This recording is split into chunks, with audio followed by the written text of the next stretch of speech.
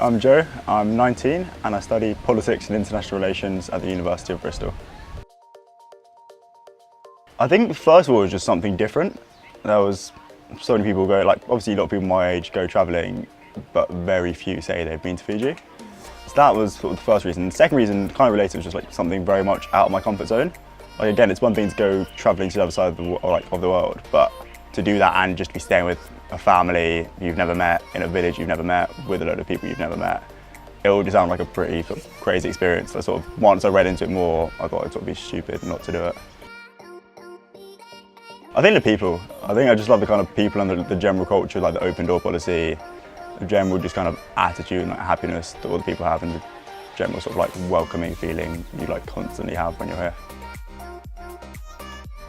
The one thing I always like very vividly remember was the first day, sort of when we get in, we get off the bus, sort of put our bags in our family, walk out the house, and we're swarmed by about maybe 40, 50 kids, kind of all ages. And it was like, it literally felt like something out of a film. It was like everyone running at you, the 4-year-olds just charging at you, like 6-year-olds chucking a rugby ball at you, like 10-year-olds chucking a football at you.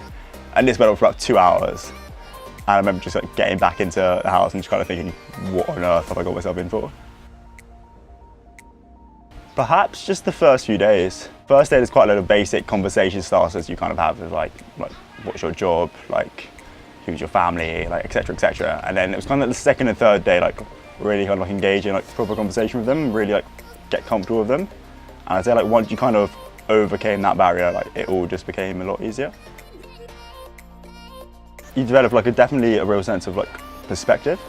I think especially in the schools, if you kind of come in, so I'm teaching class 5, so you come in thinking, right, class 5 obviously it's not going to be super advanced stuff, but you come in thinking there's going to be a quite decent basic level. So I think it's kind of getting to grips with like how like the massively kind of like disparities in the class. Now there's some kids who are at that level and some kids who can barely speak English and barely count to 20, and I think just kind of developing that patience.